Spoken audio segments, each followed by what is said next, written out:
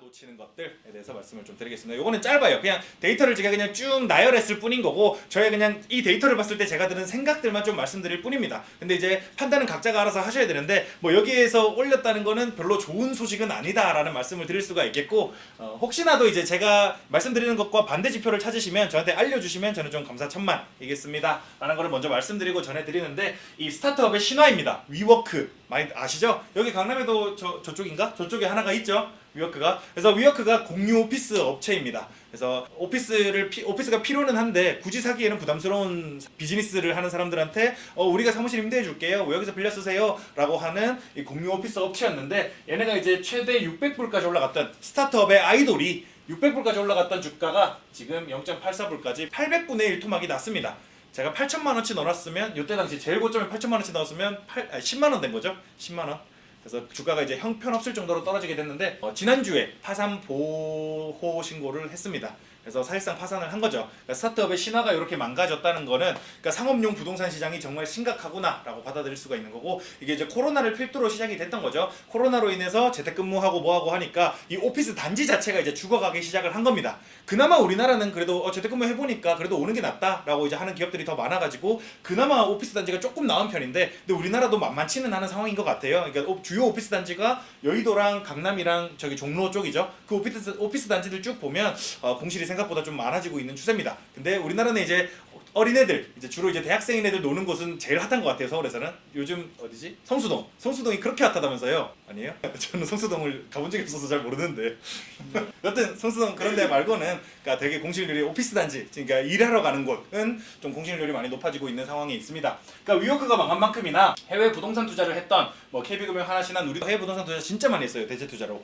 그러다 보니까 얘네들도 엄청 진짜 큰일 날 가능성이 매우 높다라는 얘기들이 오가고 있는 상황에 있습니다. 뭐 지금 뭐 그러니까 연초에 뭐 부동산 리츠 이런 거 핫했었잖아요. 연초에 그런 거 이제 투자해도 괜찮다, 많이 떨어졌다 이미 투자해도 된다. 코로나 회복하면서 뭐 재택근무 이제 안 할 거니까 활성화될 거다라고 얘기하는 분들이 진짜 많았는데 지금 리츠들이 연초 대비 마이너스 30%입니다. 모든 리츠가 다 그래요 지금. 마이너스 30%안 난 리츠가 없어요 지금. 그러니까 그 정도로 진짜 엄청 박살나 있는 상황이고요. 그러는 와중에 재밌는 게 제가 아까 일본은 한 달 경상수지만 2조 달러에 달할 정도의 엄청난 순채권국이라고 했잖아요. 얘네가 미국 미국 회사채를 역대 최대 규모로 팔았습니다. 여태까지 계속 사기만 하던 놈들이 역대 최대 규모로 미국 회사채를 팔았어요. 그러니까 이게 단기적인 이슈로 끝나면 다행이겠지만 계속 판다면 뭔가 문제가 커질 가능성이 매우 높겠죠. 그 와중에 이제 중고 테슬라 가격이에요. 중고 테슬라 가격이 급격히 떨어지고 있는 모습을 볼 수가 있습니다. 그러니까 제가 누누이 말씀드렸지만 전기차와 내연기관차의 에너지 효율은 압도적이라고 말씀드렸습니다. 그래서 내연기관차 같은 경우는 원유 단계부터 그거를 에너지화하는 데까지 에너지 효율이 한 60% 정도는 나옵니다. 그러니까 그거를 이제 휘발유 증류해가지고 그거를 기름 그냥 넣어서 그걸 태우기만 하면 되니까. 근데 이제 전기차 같은 경우는 원유를 가지고 그걸 태워가지고 전기로 만든 다음에 그 전기를 또 그러니까 송전을 한 다음에 그걸로 충전을 또 한 다음에 그걸 또 화학 에너지로 바꿔놨다가 다시 그걸 전기로 바꾸는 게 전기차예요. 그러니까 그 과정에서 에너지 손실이 엄청나게 많이 발생하고 원유 단계로 따지면 이 전기차의 에너지 효율은 10%밖에 안 됩니다. 그러다 보니까 돈값 비쌀 때 망할 수밖에 없는 게 전기차고 돈값 쌀 때 흥할 수밖에 없는 게 전기차예요. 중요한 포인트입니다. 앞으로 전기차는 개박살 날 거예요. 지금 현대차가 울산 공장을 29년 만인가 새로 지었거든요. 근데 그거를 전기차 전용 공장으로 2조 원 투입해서 지었대요. 2026년부터 양산하는 게 목표래요. 근데 제가 봤을 때 3년 뒤에 2026년이 됐을 때 정의선의 최대 뻘짓이 될 겁니다. 그 전기차 공장은. 그래서 그 정도로 전기차는 돈값 비쌀 때는 진짜 아무 쓸모가 없는 쓰레기들이에요. 근데 지금도 이제 이미 나오고 있어요. 기사 같은 것만 봐도 전기차 검색만 한번 해보세요. 매물 남아돕니다. 벤츠에서 지금 전기차를 무이자로 그냥 팔고 있어요. 할부를 어떻게 하든 무조건 무이자래요. 그러니까 재고가 엄청 많이 남아요. 전기차가. 모든 전기차 회사가 다 그러고 있어요. 그러니까 그 정도로 돈값 비쌀 때는 아무 효용이 없는 게 전기차라는 거죠. 근데 전기차뿐만이 아니라 내연기관들, 요 이제 맨헤임이라는 기업이 있습니다. 맨헤임이라는 기업이 이 중고차 지수를 산출을 해요. 그러니까 중고차 값이 얼마나 올랐나 떨어졌나 이런 것들을 산출을 하는데 한참 코로나로 터져가지고 차 살려면 2-3년씩 기다려야 되는 시절이 있었거든요. 돈값 쌀 때죠. 돈값 쌀 때. 차 살려면 2-3년씩 기다려야 되는 시점에 중고차 가격은 지수가 270까지 갔었습니다. 270까지 갔다가 지금 전기차 마냥 쭉 떨어져가지고 200 가까이 떨어져 있는 상황이거든요. 근데 제가 이제 중고차 가격을 왜 보여드리냐? 08년 서브프라임 모기지 사태는 다들 아실 겁니다. 서브프라임 모기지 사태가 왜 터졌냐? 모기지가 주택담보대출이에요. 모기지가. 주택담보대출이 집값이 끝도 없이 오르니까 다들 주택담보대출 받아가지고 그걸로 집도 사고 하다가 더 이상 살 놈이 아무도 안 남으니까 망가지기 시작한 게 서브프라임 모기지 사태입니다. 그리고 서브프라임은 그 우리나라 신용등급도 뭐 등급이 점수가 쫙 있잖아요. 그러니까 우리나라 1, 2, 3등급이 이제 프라임 등급인 거고 뭐 우리나라 뭐 4, 5, 6등급이 이제 미국에서 서브프라임 등급 정도라고 생각을 하시면 되는데 그런 좀 등급이 좀 신용도가 낮은 사람들이 받은 대출이 서브프라임 대출입니다. 그리고 미국에서 모기지 시장 다음으로 큰 금융시장이 이 오토론 시장이라는 거예요. 그 모기지 시장 다음으로 진짜 큰 시장이 오토론입니다. 이 오토론의 시장 규모가 5천억 달러에 달합니다. 근데 이 5천억 달러에 달하는 오토론 시장도 당연히 프라임 등급이 있고 서브프라임 등급이 있겠죠. 근데 중요한 거는 그러니까 그 모기지가 왜 터졌냐면 더 이상 집을 살 사람이 없어가지고 집값이 떨어지기 시작하면서 담보율을 인정받기가 힘들어졌고 돈 갚으세요 하다 보니까 돈을 못 갚아서 이런 일이 있었다라고 말씀을 드렸는데 미국 같은 경우는 자동차가 되게 중요한 나라입니다. 그러니까 우리나라야 뭐 그러니까 4인 가구에 자동차 한 2대, 3대, 많아봐야 3대 이렇게 있지만 미국 같은 경우는 땅덩이가 원체 넓잖아요. 원체 넓다 보니까 한 명당 자동차 하나씩 있어야 됩니다. 그래서 이제 그 4인 가구가 있는 집에 자동차 4대가 있는 게 부지기수예요. 근데 이제 그런 나라가 이 오토론 시장도 그러니까 자동차의 증권화 또한 자연스럽게 잘 이루어질 수밖에 없고 그 말인즉슨 오토론 시장이 되게 커질 수밖에 없다는 거죠. 근데 중고차 값이 급격히 떨어지게 되면 이 오토론 시장에 대한 붕괴 가능성에 대해서도 한 번쯤은 고려를 해봐야 된다는 얘기인 거죠. 그러는 와중에 지금 이제 연체율입니다. 이 딜링컨시 레이트가 이제 연체율인데 이 100대 은행을 제외한 은행, 미국의 은행이 5,000개가 넘게 있어요. 5,000개가 넘게 있는 은행 중에서 100대 은행을 제외한 은행들의 연체율이 지금 2분기 기준 7.5%까지 갔습니다. 3분기는 지금 10% 가까이 갔을지도 몰라요. 3분기는 아마 이번 달에 발표가 될 텐데 10% 가까이 갔을지도 모릅니다. 그리고 요거는 91년 이후로 역대 최초라는 거죠. 08년 위기 터졌을 때도 요 연체율이 6%까지는 안 갔어요. 한번 고민을 해봐야 되는 거죠. 12명 중에 1명은 연체를 하고 있다라는 겁니다. 그러니까 100대 은행 밖에 있는 곳에서 돈을 빌린 사람들은. 그리고 지금 상업은행들의 금리입니다. 신용카드에 대한 금리가 21.19%까지 올라갔다는 거. 요것도 마찬가지로 95년 이후로 처음이다. 처음 있는 일이다. 그러는 와중에 또 뱅크 크레딧, 그러니까 이제 은행의 신용이죠. 은행 신용 공여입니다. 은행의 신용을 얼마나 공여했냐, 이 말은 대출을 얼마나 많이 내줬냐라고 해석을 해도 됩니다. 은행 신용 공여에 대해서, 그러니까 신용 공여는 계속 늘긴 늘겠죠. 그러니까 돈을 빌려준 거는 계속 많아지고는 있는데 중요한 거는 성장률이에요. 퍼센트 체인지 from year로, 그러니까 1년 전 대비 성장률이 어떻게 되고 있냐라는 거죠. 여기에 이제 마이너스를 기록했던 게 75년부터 지금까지 08년 서브프라임 모기지 이후밖에 없었습니다. 근데 지금 여기 보시면 마이너스를 기록하고 있다는 거. 그러는 와중에 헤지펀드, 아까 제가 무거운 돈에 대한 얘기를 했잖아요. 헤지펀드가 가장 가벼운 돈 중에 하나라고 생각을 하시면 됩니다. 그러니까 투기적으로 해가지고 어떻게 저렇게 하는 애들이 헤지펀드다 보니까 얘네들이 투기적 목적으로 이 트레저리, 그러니까 이제 국채예요. 미국 국채에 대해서 숏 포지션을 가진 게 역사적으로 가장 많다라는 거죠. 지금 이미 얘네들 중에 몇몇은 청산될 가능성이 매우 높아요.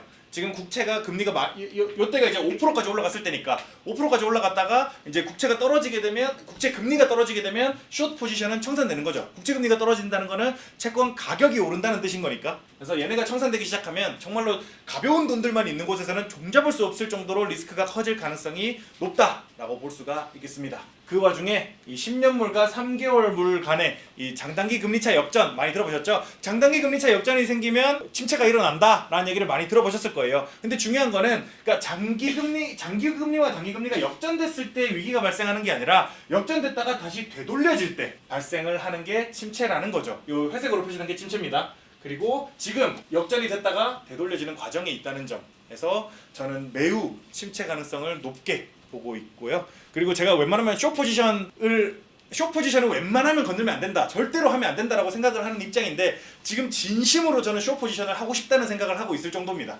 진심으로. 그러니까 그 정도로 침체에 대한 리스크가 매우 크다라고 보고 있고요. 정리를 좀 드리자면요. 현재 채권, 주식 막론하고 연준 위원들의 한마디에 1희 1비하는 금융시장입니다. 21년, 22년 인플레이션 이슈 때와 달리 연준은 시장의 신뢰를 회복했고요. 그러자 데이터보다는 연준 위원들의 발언 하나하나에 더 촉각을 곤두세우는 중입니다. 그러니까 이제 시장이 바라보는 거는 데이터를 데이터로 보는 게 아니라 요 데이터로 연준이 뭔 말을 할까를 본다는 거예요. 이해되시죠? 근데 데이터를 데이터로 바라보고 있으면 매우 리스크가 지금 전체적으로 큰 상황입니다. 그래서 한편 여러 데이터들은 평소와 매우 큰 괴리를 나타내는 중이고 제가 그것들을 쭉 나열을 했고요. 이 데이터들이 침체의 신호인지 아닌지는 결국 지나봐야 알 수 있는 거겠죠. 그러나 경각심을 가지기에는 충분히 영향력이 있다고 생각하고 이 정도 데이터면 저는 못 먹더라도 안전자산에 넣어야 된다. 그러니까 더 오를 수도 있지만 더 오르는 걸 못 먹더라도 저는 안전자산을 갖고 있어야 된다라고 개인적으로 생각을 하고 있습니다.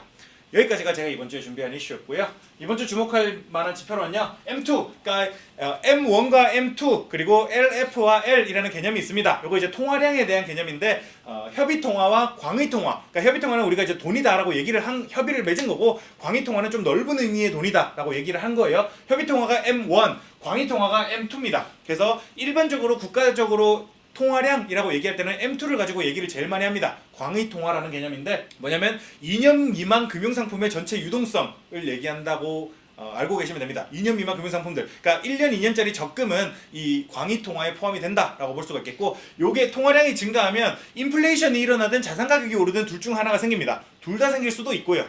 그래서 요거에 대해서 알고 계시면 요 통화량이 이번에 50년 주담대가 나왔죠. 50년 만기 주담대가 나오면서 가계를 중심으로 2.5% 증가했습니다. 그래서 다시 그러니까 50년 만기 주담대가 생기니까 다시 증가 추세를 보이고 있다. 그러면 자산 가격이 오르든 물가가 오르든 둘 중에 하나는 오르겠죠. 그리고 이제 소비자 물가지수, 미국의 소비자 물가지수 발표가 있었고 예상치보다 조금 낮게 나왔습니다. 3.2% 나왔습니다. 그러니까 침체 신호로서 가장 첫 번째로 볼 수 있는 게 또 물가가 급격히 떨어지는 게 또 침체 신호로 볼 수도 있잖아요. 근데 이제 여기서 중요한 거는 3.7에서 3.2로 봤는데 이걸 침체 신호로 받아들이는 게 아니라 연준이 금리 인상 더 안 하겠네로 받아들인다는 거죠, 시장은. 그리고 그게 이제 오버슈팅이라는 확실한 얘기가 또 될 수 있는 거고 그리고 이제 한국의 또 실업률 발표가 2.5%로 또 역대 최저가 나왔습니다. 마찬가지로 계속 정부가 주도하는 이 그 공공 서비스업 위주로 취업자가 늘어났어요. 그래서 실업률은 계속해서 감소를 하고 있는데 정작 중요한 제조업은 계속 줄어들고 있는 중입니다. 제조업에 대한 취업률은. 그리고 이제 일본의 GDP 아까 말씀드렸지만 마이너스 0.3%인가 나왔습니다. 그러니까 일본 사람들이 소비를 안 하고 있어요. 그리고 이제 영국의 소비자 물가지수도 조금 낮게 나왔고 중요한 건 또 미국의 생산자 물가지수 발표도 있었는데 얘도 마이너스가 나왔습니다. 근데 재밌는 게 뭐냐면요. 깊은 바다에 대한 운임 그러니까 이제 깊은 바다라고 하면 태평양 멀리 나가는 거죠. 그거에 대한 운임이 마이너스 20%였어요. 이것도 뭔가 좀 되게 이상한 거거든요. 그러니까 그 운임 비용도 그러니까 결국 물류라는 거에 대한 비용들이 사실 그러니까 되게 많이 녹아 있잖아요. 우리가 쓰는 물건들은 물류 비용이 되게 많이 녹아 있는데 이 운임 비용이 마이너스 20%였다? 저는 되게 심각한 숫자라고 생각을 하고 있습니다. 근데 뭐가 됐든 간에 생산자 물가지수도 많이 떨어졌고요. 소매 판매 또한 마이너스 0.1% 예상했는데 0% 성장했습니다. 그러니까 저는 이것 또한 침체의 신호로 받아들일 수 있는데 그래서 이제 원래 같은 경우는 물가가 떨어졌다라고 해서 시장에 엄청 환호를 또 해야 되는데 이번엔 더 살 돈이 없어서 그런지 환호를 하기보다는 이때 보합을 했어요. 금융시장이 보합을 했고요. 그리고 이제 미국의 원유 재고 발표가 어제 있었네요. 어제 있었는데 제가 못 봤고 그리고 신규 실업수당 청구 건수도 예상치보다 높게 나왔습니다. 230K 정도 나왔어요. 예상치보다 좀 더 높게 나와서 2년 만에 또 제일 높은 숫자를 기록하고 있는 중입니다. 그리고 유럽의 소비자 물가지수가 오늘 확정치가 오늘 9시에 있겠는데 뭐 이거는 잠정치에서 이미 나왔으니까 별로 중요하게 생각은 안 해도 될 것 같고요. 다음 주에는 중국의 LPR 금리 발표가 있겠습니다. 그래서 15일날 MLF 금리를 발표를 먼저 했는데 이 MLF 금리를 동결함으로써 아마 LPR도 동결할 것 같다라는 전망이 있는데 근데 여기는 좀 별개로 얘기를 할 만한 게 MLF 유동성 공급을 지금 평소에 하는 것보다 2배 넘게 했습니다. 그러니까 중국도 유동성을 많이 공급해가지고 어쨌든 우리 경제 활력을 좀 살려보겠다라고 정부 차원에서 많이 나서고 있다라고 해석을 할 수가 있겠고요. 그리고 한국의 생산자 물가지수 발표가 다음 주에 있겠고 독일의 GDP 발표도 확정치 발표가 있겠습니다. 여기까지가 제가 이번 주에 준비한 이슈였고요. 1시간 조금 넘게 했네요. 혹시 궁금하신 거 있으십니까? 말이 좀 빨랐죠? 되게 어려워하시는 분들이 많았던 것 같은데 결국 중요한 거는 반복 숙달입니다. 미적분도 계속 듣다 보면 미적분도 할 수 있어요. 아닌가? 궁금한 거 있습니다. 50년 네. 주담대 나온 거랑 네. 광의 통화랑 증가랑 어떤 관계가 있나요? 50년 주담대가 나옴으로써 사람들이 받을 수 있는 대출이 많아지잖아요. 받을 수 있는 대출이 많아지다 보니까 그러니까 50년 주담대가 어떤 의미인지 아시죠? 상대적으로 그 LPR이 축소가 되면서 내가 그러니까 더 비싼 집도 살 수 있게 되는 거죠. 근데 그렇게 됨으로써 사람들이 더 많은 대출이 발생하게 되면 그러니까 그만큼 이제 유동성이 더 새로 생기는 거죠. 그러니까 대출이 생겼다는 건 무슨 말이냐면 은행이 돈을 찍어냈다는 똑같은 거예요. 뭔 말인지 이해되시죠? 네. 그런 뜻입니다. 또 궁금하신 거 없으실까요? 네.